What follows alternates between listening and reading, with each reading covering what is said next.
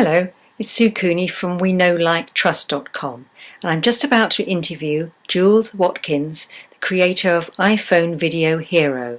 Now, Jules, he has a fascinating background. He was a producer, director, and also at times the cameraman for hit TV shows on MTV, Channel 4, such as The Biggest Loser, Pimp My Ride, and The Business Inspector. Having been through the program myself, I'm really looking forward to catching up with Jules and finding out more. As I said, today we have Jules Watkins with us with iPhoneVideoHero, and Jules is going to start with a little of his very extensive background in TV. Hi Jules. Hey, hi Sue, how you doing? I'm good. And you? Yeah, very good. So yeah, just briefly to summarise where I've come from really, is that I worked my way up through the hectic, crazy world of TV. It took me a long time to get up to this position of producer, director and shooter. So I would produce episodes, direct them, and occasionally operate the camera as well, particularly out of hours when the camera crew were all tucked up in bed and something was kicking off in a TV show, like a reality show. I'd be out there with my camera. So very multi-skilled role, which was great. And I did it for many years. Did some great shows for BBC and Channel 4 and other Channel Sky, and great time, met loads of good people. But what I found was really hard on my own personal time, because you have to really give everything to the job. Very much a young person's job where you'll sacrifice anything to go anywhere at any time. As I grew a little bit older, got kids, I was looking around at how to leverage my skills, like a lot of people are doing right now online, looking at how could they actually not work for their time, but not get paid by the hour, but get paid for the value that they give to people. So I was looking around, and to me, I realised that I could teach video, as video is obviously exploding across the web. A lot of business owners and entrepreneurs want to learn video. So I took that niche and I really learned a lot about it. But I narrowed it down a bit, because what I realised online is that you really got to narrow down not only who you're targeting, but what kind of products you're offering. So I went off on a detour. I'm not saying it was smooth. I went off on a totally different tangent, got back to video, started narrowing it down, and particularly my second product that I've created has just really exploded across the internet, which is what we're talking about today, which is the iPhoneVideoHero product. Yes, and I mean, I've been through your whole program, and I was so extremely impressed. But also I notice a lot of the so-called gurus who've been online for quite some time have really taken your program very seriously. And you've had, a lot of good recommendations from them. So how does a business use it in a day-to-day world, especially if they're new to it? If they're new to video, well, no, yes, absolutely. And on the first point, I've been amazed, because I hope this gives encouragement to people, because I would say about 2 years ago, I used to look at those gurus in my niche and never have any contact with them and think, wow. Would they ever talk to me? That they must be, doing really, really well and really busy. And for me, it's unbelievable that if you create something really cool in your niche, and then it gets noticed, and you reach out to people, and suddenly they start actually looking at what you're doing. They join up, they help you promote it, and suddenly you're on Skype calls with these people giving you more general business advice. So I mean, just want to give a takeaway there, is try and create something that is cool in your whatever you're doing, something that's a little bit different and that's not exactly the same as everybody else is doing, because there's no point in reproducing what your competitor's doing. You might as well choose something that's sort of missing from their portfolio, and that gives them a really good reason to promote you. So that's on that point. In terms of leveraging video and getting started, well, it was absolutely apparent to me that people suddenly were becoming more and more aware that they needed to create video. Video is the new language of the internet.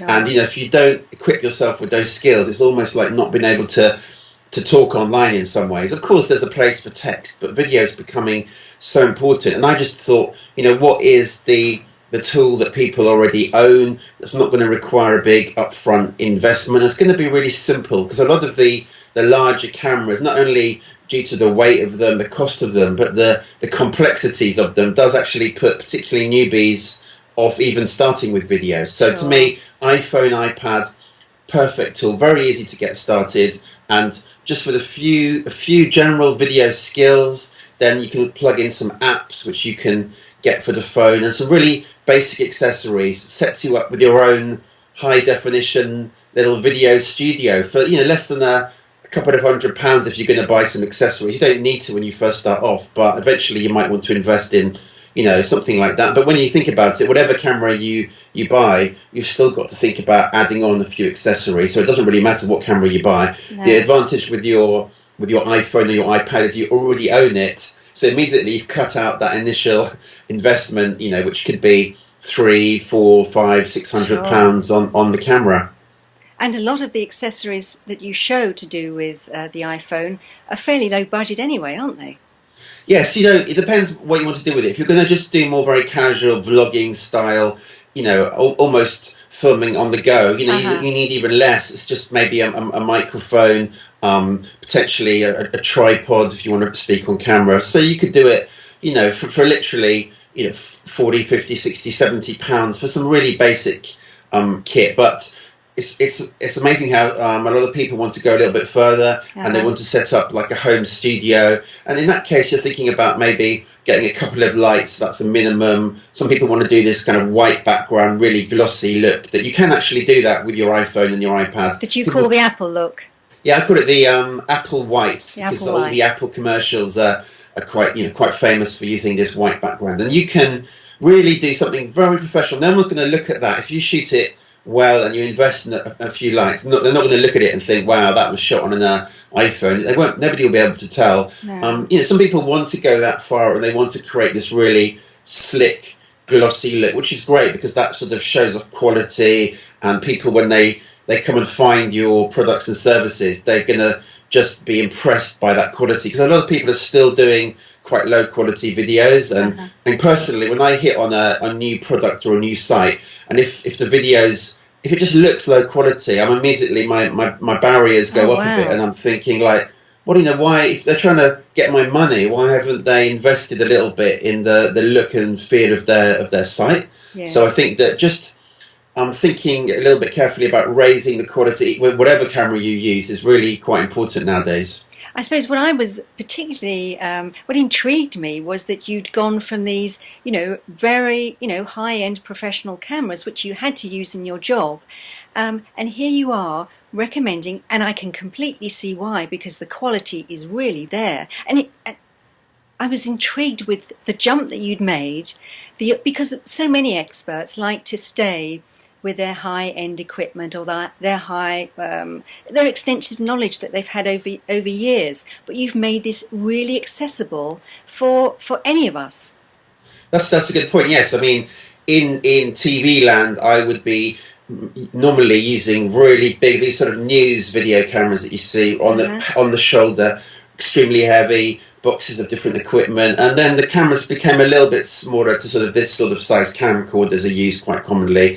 But definitely a lot more involved than using iPhone. So having used those for years and years and carted boxes of kit everywhere, I first got into this idea of small cameras more for home use, for my filming my family. But I just found them so liberating, and particularly, these days video content could be anywhere that you spot. It could be a chance encounter at a business meeting. It could be something unusual that you see out and about. It could be a little lesson that you've learned by observing other people selling things, in the high street. It could be so many things where you can spot little lessons. And if you don't, the thing is, you don't carry your big camera around with you. It's not in your pocket. So I like the fact that I could just suddenly spontaneously shoot video. In terms of why I taught it, it's a good point. I did think at one point, why not just teach people who want to be professionals videography? And I looked around at the marketplace and I saw what was on offer. And I also thought, I wanted to make as big an impact as I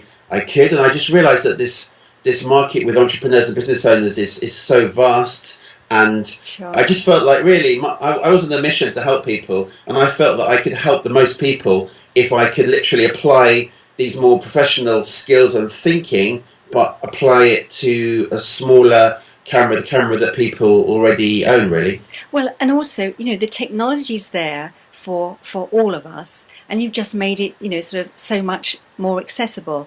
And the other thing that I found fascinating were, you recommend quite a few different apps which can be free to just a few dollars, and they can give you actually movie quality. So quality isn't sacrificed at all, is it?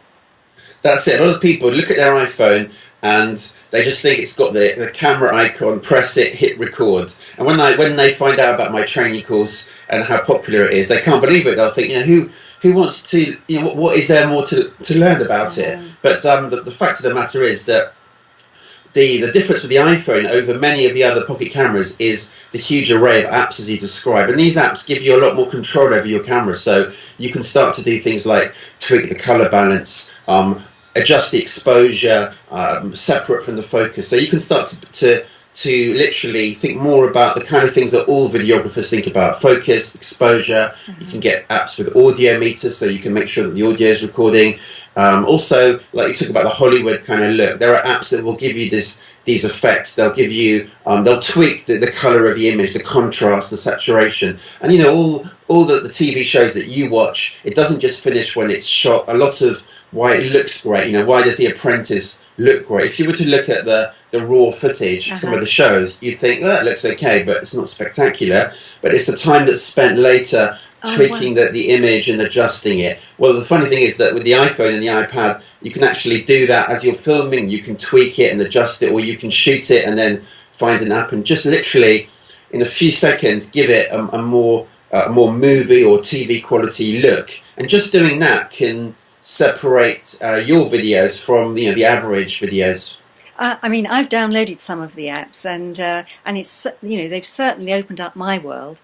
But also, you've got some sort of more hard technology type things that we can add to our iPhone to make them to give us more options. So, and I think you've got a few little bits and bobs there. Yes, something I prepared earlier. Yes. Just like in TV. Sure. Yes, absolutely. Because when your iPhone is sort of the beginning of it, but there are a few definitely accessories to add on to it, much as you may add accessories to any camera, really. A lot of people don't realise it. So the one thing, and I suppose one little small drawback, I'm talking about iPhone, all the positives. One tiny drawback is there's no tripod socket on the actual unit. No. So, but it's quite easy to overcome that, because you can buy cases like this one. This is a Manfrotto clip. It's a very robust case. I actually use it all the time because if I've dropped my iPhone a few times and this protects it, so I use it all the time. But you can buy a heavy duty case like this, or you can even buy a very lightweight for about £15 little clip-on case. And what this gives you is the ability to slot in. You can slot in various things in here. So one thing you can slot in is a little clip that will clip onto a standard thread. It will screw into a standard tripod. So you can buy a cheap tripod, maybe £15-20, very, very basic tripod. And this case means that you can just literally screw on your tripod. It'd be that way around, of course, with the lens up there. Screw on your tripod. So that will mount it on your tripod. That's one little sort of essential accessory. But the other thing that people really love is things like the wide-angle lenses, which this is I love that little Olo clip. It's a 3-in-1 lens, a macro for very close-up and a ultra wide and a wide. And this was a device that was actually crowdsourced. It was funded by a crowd on the site called Kickstarter. And basically all it does is it clips on over the lens. So there's the lens there, and it just clips over the corner of the lens. And immediately, sorry, Karen. I just thought that was amazing. Yeah, it is amazing. I mean, what that does is it basically just gives you a wider shot, a wider field of view. I mean, the lenses on the iPhone is great. It's particularly good for shooting, head and shoulders and filming yourself. It's very flattering. Oh, right. But if you want to shoot a wider shot, say your business is interiors, or you want to film in properties like a real estate or landscape, gardening, or anything where it's just nice to be able to shoot a wider shot. Or maybe you do a lot of conferences and you want to get a nice big wide shot of the audience. Then obviously having a wide angle lens just gives you more options. So that's what's great is it's so light. I mean, all these things, just as you can see, it's just tiny. It just fits in your pocket or your little bag for it. That would be another one. Then sort of going back to the previous version, to the previous case, you can also get LED lights like this. So say you do a lot of vlogging, or you like to do interviews. A very good way to get content is just to do quick interviews with people with your peers, or your customers, where you meet them out and about in the real world, offline, so to speak. Having a little LED light that just again clips onto a case like this, that just makes your videos look more professional, because a lot of the environments where we have meetups and places like that, they often got quite contrast overhead light, not very flattering. Just simply using one of these, and I'll just switch it on and off there for you, can dim it. Just add some light into the face. So there would be some of the basic accessories. Because even if you're at a conference or a seminar, you still have to find somewhere relatively quiet to talk with someone, unless you've got your mic set up. And so that extra bit of lighting really does make a difference. But here again, as a woman, I can carry that in my handbag. Absolutely. You can even use it, when you get home to find the lock on your front door. You can multi-purpose little torch. Yeah. Absolutely. Very, very lightweight. And again, as business owners, entrepreneurs, you're already carrying things around with you, right? Normally you've got your bag, you've got an iPad maybe for taking notes, or a notebook, business cards, you've got a lot of things to do. You've got to shake hands. You've got, you can't go around with a big camera kit over your shoulder and a big camera bag. And immediately you do that, you start then losing the ability to think about actually meeting people and talking to people. And you become so concerned about all your video equipment that it gets in the way. That's fine for pros and things like that. But if you're, I call this like guerrilla style video marketing, where, you've just got it there. And when you spot the opportunity, you can just say, what you're telling me right there, you're giving me this amazing testimonial. Would you mind if I could just get that on video? And as you correctly say, don't try and shoot it in the noisiest room where everybody's talking. Say, would you mind if we just went into the foyer or the side room, corridor, or just somewhere, just get a bit of distance between you and loud, chatty people, clinking their glasses and stuff like that. Sure. Find a small, quiet spot. And people are normally flattered, because people love to be on camera, to be talked to feel special. And also the advantage of getting people on camera is that they'll share it. Imagine if you put a video up on Facebook, or your Facebook fan page, or your blog or YouTube, people are more likely to go in there and share it and comment, and that all helps build up your message, spread your word, really. Well, and I think you give an example, there are things like social cam these days, so, sort of small snippets can be extremely valuable. Something maybe that we consider is nothing special could be really useful to someone else. Yes, there's a big rise of what's called the sort of micro video blogging apps. These are apps that just shoot. Some of them have got time limited, how long you can shoot is limited, some don't. But the bottom line is you don't have to edit the videos. It's their own social network where literally you just film interesting clips. It could be behind the scenes. For example, there's a big vogue for, excuse the pun, in the fashion industry, where journalists are just shooting little clips behind stage of catwalk shows, or sitting in the audience just filming 10-15 seconds of the catwalk show. So anything that's quite a visual. And what's great about these apps is there's no editing required or expected. You can trim it if you want. You could add a caption all in your phone without ever having to send it to your computer. And because these are really fast flowing networks, a bit like Twitter, there's no expectation that it's going to be edited or anything like that. It's just literally showing a little glimpse of your life or your business. And they're becoming more and more popular. And also, what I think is great, for anyone, you've got that element of first mover advantage on any little piece of news, haven't you? Absolutely. Another great thing about with the iPhone and the iPad is it's connected. A lot of there's more cameras coming out recently, but a lot of definitely the older style pocket cameras weren't Wi-Fi enabled or any network enabled either, so you couldn't share from the field. So definitely, particularly if you're covering events, or there's an advantage in getting something up quickly on a social network. Then being able to actually just connect up through the Wi-Fi and just send it from your phone. There's the YouTube app, for example, so you can grab the video from your camera roll.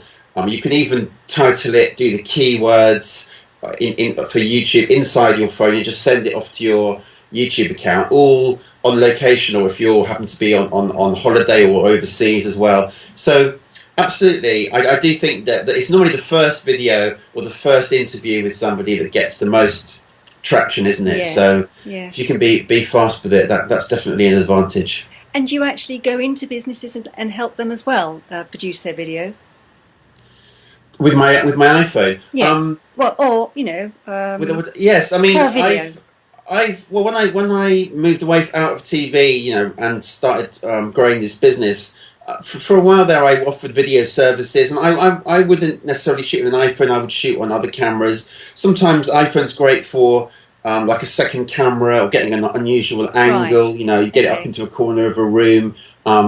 So I would use that, but I do know people currently, like some of my heroes, I call them, people that have taken up my training. They are, for example, running marketing businesses or local marketing companies, and they want to be able to offer their customers low-cost video services, and not just like, I'm going to make you a pretty video. That's what videographers do really well, but it's more like, I'm going to make you a useful video that's going to be quick, it's not going to cost you a load of money, and it's going to be very much optimized as part of this marketing that we're doing for you. So they're offering this dual service, and they're not professional videographers. They don't want to have to spend a lot of time setting up equipment, but they want to make very short, effective videos. So to be honest, you could actually make money by offering these plug-in services. You could be doing, for example, going back to what we just talked about, there's an app called Vine, which is owned by Twitter, and this creates these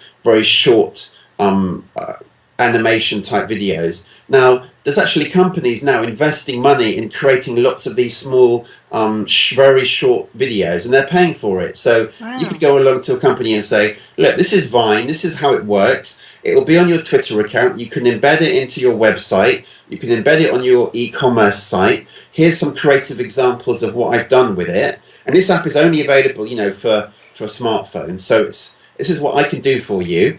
I can do 10 of these for you, and this is going to be the cost. Wow. And a lot of particularly offline businesses, they don't have time to do it themselves, so they're more than happy to get someone to do it for them and to optimize it and think strategically about what could they show in the videos. So that's just one example of how definitely there is profit to be made from actually supplying videos. Yes, and I also noticed on some of the video examples that you show, creativity and design is on the increase, isn't it? As you said earlier on, the quality, we are going to expect more, but it's still possible. Absolutely, I think that you don't. People often think smartphones mean sacrificing quality. The weird thing is that there are plenty of videos on YouTube where that people actually decide to compare the quality. So they'll get like a DSLR camera, high-end DSLR, which is like a stills camera that shoots HD video, in a £1,500 kind of range, £1,000 to £1,500, and they'll set it up on a little mount. So they'll have the DSLR here and the iPhone here, and they walk around outside their house with both cameras filming at the same time. It's part of their hobby. They like to do this stuff, and they get lots of views as well. And when you actually watch the videos in that kind of situation, in reasonable light, you can't actually tell the difference between the two. No. It's just absolutely, you can't tell the difference. Where the bigger cameras come into play is in, for example, very low light situations. If you need to zoom a lot, a lot of camera movement, they come into their own. But if you think cleverly about what videos you're going to shoot, if you don't overstretch the limitations, then you've got an HD camera, and it's really up to you to think about where you're going to be located, what's your light situation like, what's your audio, what content you're going to deliver. And if you think about those, then there's no reason why you can't make your videos literally look very, very professional. Well, there's that, and also there's the audience, isn't there? And I suppose what sort of struck me was it not just from the technical perspective, but in terms of the creativity. If I think of an example, it's like we can all use a pen, but we're not all Shakespeare. Do you know what I mean? So, sadly, yeah, that's true. I know, I totally agree with you. I think if you can, get this inner creative Spielberg out of you, um, and I believe that is in many people don't realize it, that actually many business owners actually have got a talent for video. I know from I TV. hope it's in me. I used to train people who came into TV from different backgrounds. They would get a lucky break on TV, but they would be like they would be like Spanish students, there'd be history graduates, archaeology, Wow. very useful skills, but they would have no real video background and land their first job on TV. And I would help them develop these video skills. And I was amazed how many people actually do have this ability to actually create good videos. And in terms of creativity, yes, it's, think about how many videos on YouTube are really, it's the idea, right, that actually, Sure. that carries it through, or that will take in the opportunity that actually makes it become so popular. So having that creative mind, if you're in business, usually you have got this creative mind, right? A lot of business owners are very creative in their businesses in terms of how they market them and how they what kind of content they make. They've already got this sort of creativity. So if you can try and think a bit out of the box with your videos, in terms of the idea would be one thing, and the other thing is just about different angles that you might be filming, or the different approaches you might take to using the apps. Like we talked about some of the creative apps. So you can get these vintage apps, these retro apps that give you this very sort of Super 8 kind of handheld camera feel, like the old Right. movie style. Yes, yes. So let's say that you are running a business selling, clothing or vintage clothing, okay. or something like that. It's an obvious connection there that you could create a vintage type video. There's also apps that look like silent movie apps, like black and white silent movie apps. Now you might think, well, how would that work? Well, that could be, you could make a kind of comedy style video, but also, what works well is like old restaurants or barber shops, those kind of guys. Okay. They could just literally do a silent movie, a black and white movie, everything's sort of sped up, create a little mini drama, out of the characters in their shop. That's for shopkeepers. But whatever niche you're in, there's definitely a way that you could utilize, the apps and the creativity to do something a little bit different. And it's every business has a unique story, doesn't it? So it's incorporating that. Absolutely. I mean, one thing I think people don't do that well, and I think there's a big opportunity, is just to show more behind the scenes. A lot of people, when they think about video, they think about sat down, in front of the bookshelf or in their room like I am right now, and they just think about talking to camera, but they miss the fact that there's lots of exciting stuff goes on behind the scenes, Uh-huh. So, for example, one of the big eye-openers I had was I went to a reasonably well-successful e-tailer selling toys and gifts and gadgets online, and I actually went there and they said, do you want to go and see, where it all happens, the warehouse? And because the actual office was just people at computers, Sure. like checking orders. Uh-huh. But they took me to the office. It was fascinating just to go. They took me to the warehouse to actually see all the rows of boxes and to see that whole process of Yes. how they find the item and all the characters of the guys that are wrapping the presents and the delivery guys. To me, they were the characters. I often say to people, think about if your business was a reality show. Like if you got picked as a business to be on a reality TV show, what kind of things would they be filming? And they wouldn't be filming people at the desk typing, or they wouldn't be filming too much of people on camera. The manager in the office, they would use it, but that wouldn't be the center of it. They'd be looking for the funny characters in the business, the actual anything where there's movement, where there's a process going on, can be made quite fun and quite interesting. So. That's a great tip, actually. And the thing is, it is quite a leveler, isn't it? It isn't just small business or medium business, but even large business. They haven't got this squared away by any means, have they? No, you can absolutely, because I think a lot of the larger businesses, they get caught up in the whole infrastructure with the PR agency and the ad agency, and they can't move fast. That's one thing, and they have because endless meetings about videos, like what video should we be planning for next spring, and it's all like meetings, and it's quite controlled. There are exceptions. Some companies like for example, I believe it's Google, who you think would be very structured. They actually gave out video kits, pocket camera kits to their staff, and they actually have got rewards for actually filming themselves. If they had a revelation about something in their business or what they were doing, they filmed themselves talking about it. It was for the intranet. So, I think that's but some businesses are very good at that, but a lot of, I would say, bigger businesses are a little bit slower. They only think in terms of very premium content. So, as you said quite rightly, as a small to medium-sized business, you don't have so many restraints. You know, as an owner, you can say, look, guys, you know, we're making a video tomorrow. I'm going to film you guys tomorrow telling me, you know, what is the best thing you find about the product here, or the best thing you find, what's the best feedback you get from customers. You know, something, pick a small angle and just film a series of interviews of people that you work with and just edit them together, things like that. You know, it doesn't have to be a big, grand video to start off with. No, and in a strange way, it seems to me that, you know, if you focus on too much of the gloss, you know, that can really put a drag on the speed with which you get something into the marketplace. And actually, I think also you can miss an opportunity to actually connect with people on a real level, you know, if everything's too polished.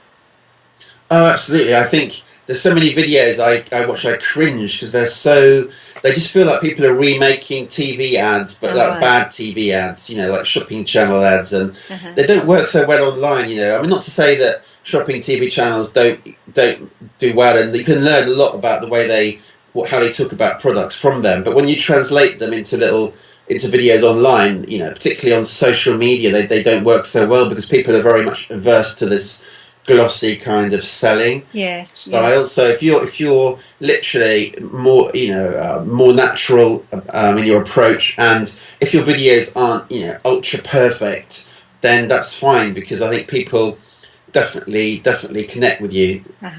And going forward, you know, how do you see the transition of video, but not just video, business sort of marketing videos? I think more of the same. I think it's growing and growing and growing. I think that more people are catching on to it. I think that you're going to see people starting to pick up more on the creative side, as I've described. I think business vlogging is set to increase and increase. So more behind the scenes, more, I guess, people thinking, you know, content doesn't have to be just about business to work, right? Because what we're doing is we're building relationships, and as you know all too well, and people getting to know you. So I think you'll start to see more casual videos, in fact. And, you know, I think we've got the summer coming up, right? We've got the holiday season coming up. And, we hope. You know, we hope, well, in this country, we don't expect any sun, but we may go abroad and find some. So I would be thinking right now, what video could you shoot that might actually work, not only as a holiday video, but might work for your business? Like, what kind of things could you talk about when you're sat there on your deck chair with a beautiful location behind you? Because we don't, if we live in the UK, you don't get those opportunities much. So when you go abroad, I'll be thinking, are there some videos you could talk about? Could it be about, you know, your business year so far? How's that gone for you, right?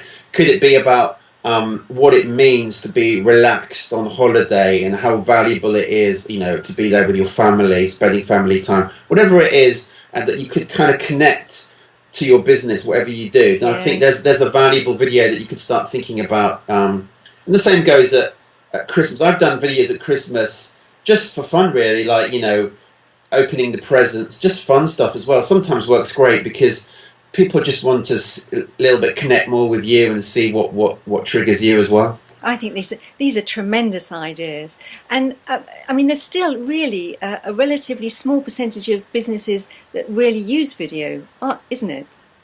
Absolutely. I do spend a lot of time just scanning on different websites, and people who join up to my site, I check obviously to see where they've come from via their email, and it's amazing how many people aren't yet using video. And I think there's still, you know, we're still that new into this. There's a first mover advantage, because if you're in a particular niche, one great thing about video is how it gets ranked up in Google. So because Google owns YouTube, if you rank your videos, you can get them to appear in the Google search. And if you go for specific keywords that haven't yet got videos for, then you can actually get ranked up on there onto page one. So, Yes. so there's something very specific that you do. Maybe it's like in a natural health field, and other people in your area aren't creating videos. You can make a bunch of videos around certain key phrases around what you do, and you've still got this chance to get these rankings. Whereas 1, 2, 3 years down the line, people would have cottoned onto it, and then it will be harder. Yes. So we're sort of early days as well. And as far as technology is concerned, do you see much changes there, or just sort of slightly more enhancements to what we already have? Say within the next year or two. Well, I mean, the next year definitely. What it's like with particularly with Apple and all the smartphone companies. They're constantly innovating, bringing out new little devices. So obviously the iPhone is going to move on. There'll be new versions of it, and you're going to start to see full HD cameras, the front facing and the rear facing cameras, for example, improve, because obviously there's an advantage if you've got using the front facing camera. You can then see yourself as you film yourself. So improved camera quality, I think. I don't know. I hope they'll bring out maybe some more purpose-built accessories actually made by the manufacturers themselves. Maybe microphones or cases that have got microphones built in, that kind of thing. Perhaps you'll see some of the bigger manufacturers starting to bring out their own accessories. Okay. I mean, I'm not one in favour of bigger phones. A lot of people say, bigger screens, bigger phones. No. And there are Android phones that are a lot bigger, and I'm not a huge fan of them, if I'm honest, because I like the size of it, and also it's the how you hold it, and can you hold it nicely in your hand? Exactly. Does it fit in your hand? So I wouldn't say bigger is always better. No, and I don't expect you to sort of share too many secrets, but you have other things that you're developing in the pipeline. Oh, of course, yeah. I'm always thinking about what's the next big thing, and so we'll hear from you more, will we? Oh, of course, yes. I mean, I definitely anticipate having a few more products out there, and also I'm going to be increasing what I'm doing in terms of the iPhone, iPad space. I'm going to be adding some more into that and developing it forward as well. So definitely. Oh, I mean, I absolutely loved it, and I've really appreciated you spending the time today to really share some new and fresh snippets as far as iPhone Video Hero. So thanks, Jules. Really appreciate it. No, thanks very much for inviting me. Thanks a lot.